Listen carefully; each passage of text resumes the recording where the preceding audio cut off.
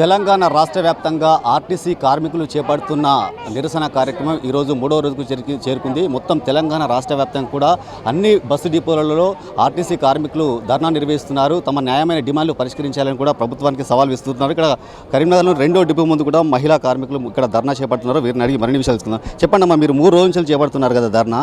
So ప్రభుత్వం నుంచి మీకు ఎలాంటి హామీలు కావాలి, మీరు ఏం కోరుకుంటున్నారు? మేము పెట్టినటువంటి 3 డిమాండ్లు వెంటనే పరిష్కారం చేయాలి. 32 డిమాండ్లలో 29 చేస్తానంటే ఆ 29 డిమాండ్లు మాకు ఏంటిదో తెలియదు. నిన్న పొన్నం ప్రభాకర్ గారు మాట్లాడినటువంటి మాటలకు మా కార్మికులు ఆవేదన చెంది నిన్న శంకరన్న ఆత్మహత్య చేసుకున్నాడు. ఇలాంటి బలిదానాలు దయచేసి ప్రభుత్వం ఇకనన్నా ఆపి మాకు వెంటనే తక్షణమే మాకు సమస్యలు పరిష్కరించాలి. వాళ్ళు పెట్టినటువంటి డిమాండ్లే, వాళ్ళు పెట్టినటువంటి మేనిఫెస్టోలో పెట్టినటువంటి హామీలే. మేము పెద్దగా ఏం కోరుకోవడం లేదు. ఈరోజు 2 చనిపోయారు, ఇంకొకరు చనిపోయే దాంట్లో సూసైడ్ చేసుకునే దాంట్లో ఉన్నారు. ఎలాంటి ప్రాణమైనా అది ప్రభుత్వం హత్యే, ప్రభుత్వం చేసేటువంటి హత్యలే. ఇలాంటివి ఏం జరగకుండా అంటే ప్రభుత్వం తక్షణమే వీటిని సమ్మె విరమించాలంటే వాళ్ళు పెట్టినటువంటి మేనిఫెస్టోలో పెట్టినటువంటి హామీలు ఏవైతే ఉన్నాయో వాటిని వెంటనే పరిష్కరించాలి. మాకు కూడా ఏంది అంటే వాళ్ళు పరిష్కరించే సమస్యలు ఆ 3టినే మాకు కావాలి. 29 అనేది వాళ్ళు ఏం చేస్తారో మాకు తెలియదు. మాకు ఇంపార్టెంట్ ఆ 3టిని పరిష్కారం చేస్తే మేము కూడా సమ్మెను విరమిస్తాం సార్. మాకు వెంటనే వాళ్ళు తక్షణమే హామీ ఇవ్వాలి. ఎన్నికల ముందు ప్రభుత్వమే 32 హామీలు ఇచ్చారు. సార్ ప్రధానంగా మీరు కోరుకున్న హామీలు ఏంటి? మేము ప్రధానంగా కోరుకునే ఏం లేదు సార్. వాళ్ళు మేనిఫెస్టోలో పెట్టినటువంటి వాటిని మాత్రమే మేము అమలు చేయమంటున్నాం. ముఖ్యంగా గవర్నమెంట్లో విలీనం చేయాలి, పిఆర్సీ ఇవ్వాలి, యూనియన్లు. ఈరోజు మాకు యూనియన్లు లేక డిపోలో రకరకాల అవస్థలు పడుతున్నాం. ఛార్జింగ్ టైంలో ఛార్జింగ్ బస్సులతో లేడీ కండక్టర్లు రకరకాల సమస్యలకు గురైపోతున్నాం. 12 గంటల డ్యూటీ 16 గంటలు, 8 గంటల డ్యూటీ 16 గంటలు. ఈ రకంగా మేము చాలా ఆవేదనకు గురవుతున్నాం సార్. ఒక్కొక్కసారి మా శరీరాలు మాకు సహకరిస్తలేవు. అయినా కూడా వీటిని చెప్పుకోవడానికి మాకు ఎవరు నాదుడు లేడు. అందుకనే మాకు యూనియన్లు కంపల్సరీ కావాలి, పిఆర్సీ కావాలి, ప్రభుత్వంలో విలీనం చేయాలనేది మా డిమాండ్. ప్రభుత్వంతో ఆల్రెడీ చర్చలు జరిపి కదా, చర్చల నుంచి ప్రభుత్వం ఏం చెప్తుంది? అసలు ప్రభుత్వం ఏమంటుంది? 3 డిమాండ్లు తప్ప మిగతా ఇస్తామంటారు. అడిగి ఆకలి అవుతుంది అన్నం పెట్టమంటే నీళ్ళు తాగి పడుకోరు అంటున్నారు వాళ్ళు. ఆకలి అవుతుంది అన్నం పెట్టండి కడుపులోకి అంటే అమ్మ నీళ్ళు తాగి సంతృప్తి పడమంటే నీళ్ళు తాగి బ్రతకలేం కదా సార్. మాకు అన్నం కావాలి. మేము పెట్టినటువంటి 3 డిమాండ్లు మాకు కావాలి. మాకు 29 డిమాండ్లు, ఆ డిమాండ్లు ప్రధానమైన డిమాండ్లు మీరు అమలు చేయండి సార్. మీరు అమలు చేస్తే మా కడుపు నిండుతుంది, మేము సమ్మెను విరమిస్తాం. అప్పటిదాకా సమ్మెను విరమించేది లేదు, తాడో పేడో తేల్చుకునేదాకా మేము ఇక్కడి నుంచి లేసేది లేదు. చూసారా, మొత్తానికైతే 32 హామీలు ప్రభుత్వం ఎన్నికల ముందు వాగ్దానం చేసింది. కాకపోతే వీళ్ళు ప్రధానంగా కోరుకునేది ఏంటంటే కేవలం 3 మా ప్రధాన డిమాండ్లను మాకు నెరవేర్చాలి, లేకపోతే సమ్మె విరమించేది లేదని కూడా వీరు ఘంటాముఖంగా చెప్తున్నారు. మరికొంతమంది కార్మికులు ఉన్నారు, వారిని కూడా అడుగుదాం. చెప్పండి మేడం, ప్రధానంగా మీరు 3 న్యాయమైన డిమాండ్లను కోరుకుంటున్నారు. ఆ డిమాండ్లు ఏంటి మేడం? ప్రభుత్వానికి మీరు ఏం చెప్పాలనుకుంటున్నారు? సార్, మేము కొంతమ కోరికలేం కోరడలేం లేదు. వాళ్ళు మేనిఫెస్టోలో పెట్టిన 3 డిమాండ్లు మాత్రమే పరిష్కరించమంటున్నాం. ఒకటి, ప్రభుత్వంలో ఆర్టీసీని విలీనం చేయాలి, యూనియన్లను పునరుద్ధరించాలి, పిఆర్సీని అమలు చేయాలి. ఈ మూడు డిమాండ్ తప్ప మాకు వేరే కోరికలు ఏమి లేవు. తక్షణమే ఈ డిమాండ్లను పరిష్కరించాలని కోరుచున్నాము. మంత్రి గారు పొన్నం ప్రభాకర్ గారు మాట్లాడిన మాటలకు మా కార్మికులందరూ ఆవేదనతో ఉన్నారు. దయచేసి అలాంటి వ్యాఖ్యలు వెనక్కు తీసుకోవాలి. ఎందుకంటే అందరూ ధైర్యం కోల్పోతున్నారు అతని మాటలకి.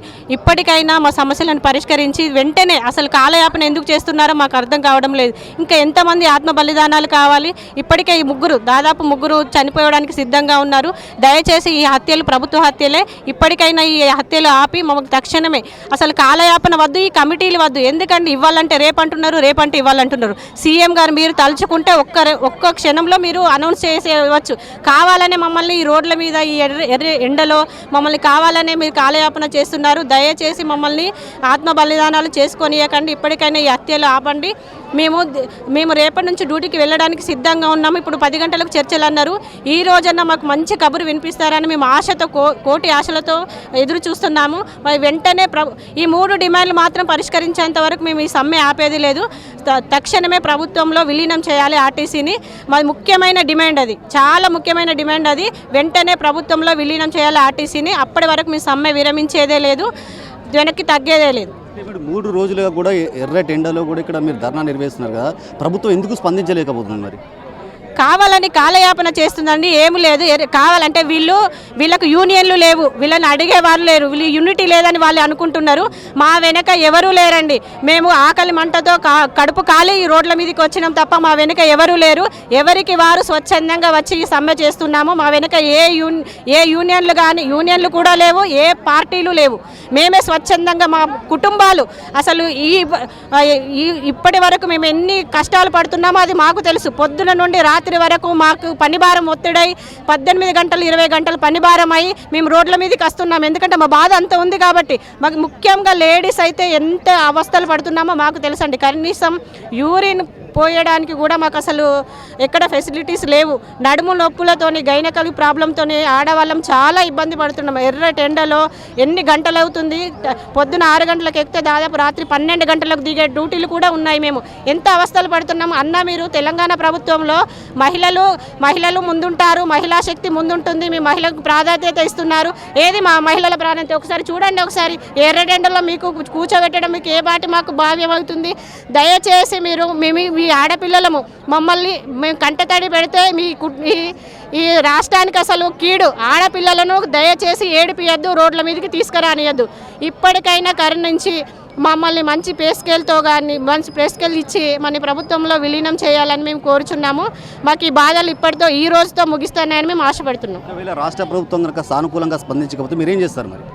మేము ఆకలి దక్క ఇది ఇప్పటికీ విసిగిపోయి ఉన్నాము. దాదాపు 55 రోజులు సమ్మె చేశాము. చాలా విసిగిపోయి ఉన్నాము.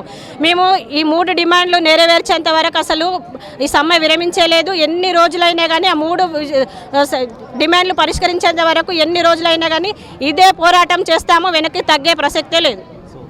చూశారు కదా, ఇది పరిస్థితి. మొత్తానికైతే గత 3 రోజులుగా కూడా ఆర్టీసీ కార్మికులు తీవ్రంగా సమ్మె చేస్తున్నారు. కాబట్టి ఇప్పటికైనా రాష్ట్ర ప్రభుత్వం దిగి వచ్చి చర్చలు జరిపి మాకైతే ఏవైతే 3 డిమాండ్లు ఉన్నాయో ఖచ్చితంగా మాకు హామీ ఇవ్వాలి. లేని ఏడేలా మాత్రం సమ్మెను ఉద్రిక్తం చేస్తాం. ఎందుకంటే నిన్న జరిగిన రెండో రోజు సమ్మెలో కూడా ఉద్రిక్త పరిస్థితులు నెలకొన్నాయి. నిన్న శంకర్ గౌడ్ అనే వ్యక్తి డిపో ముంగట్నే అక్కడ పెట్రోల్ పోసుకొని నిప్పంటించుకొని ఆత్మహత్యానికి పాల్పడ్డాడు. అతనికి నివాళులు అర్పిస్తూ కూడా ఫ్లెక్సీలతో ఇక్కడ ఉన్నారు. సో ఎప్పుడైతే ఈ రోజు కనుక ప్రభుత్వం చర్చించి మాకు సానుకూలమైన స్పందన రాకుంటే మాత్రం ఈ ధర్నాను ఉధృతం చేస్తాం. ఖచ్చితంగా మాకు ఏవైతే ప్రధాన డిమాండ్లు అంటే ఆ ఆర్టీసీని ప్రభుత్వంలో విలీనం చేయాలి, పే స్కేల్ అమలు చేయాలి, అదేవిధంగా పని భారం తగ్గించాలని కూడా వీళ్ళు ప్రధాన మూడు డిమాండ్లతో ముందుకొచ్చారు. 32 డిమాండ్లు కాదు, మాకు కేవలం 3 డిమాండ్లు అమలు చేయాలి. లేని ఏడల మాత్రం ఈ సమ్మెను ఉధృతం చేస్తామని కూడా మహిళలు చెప్తున్న పరిస్థితి కనబడుతుంది. కెమెరా పర్సన్ సంజీవ్తో శ్రీనివాస్, మైత్రి ఛానల్, కరీంనగర్.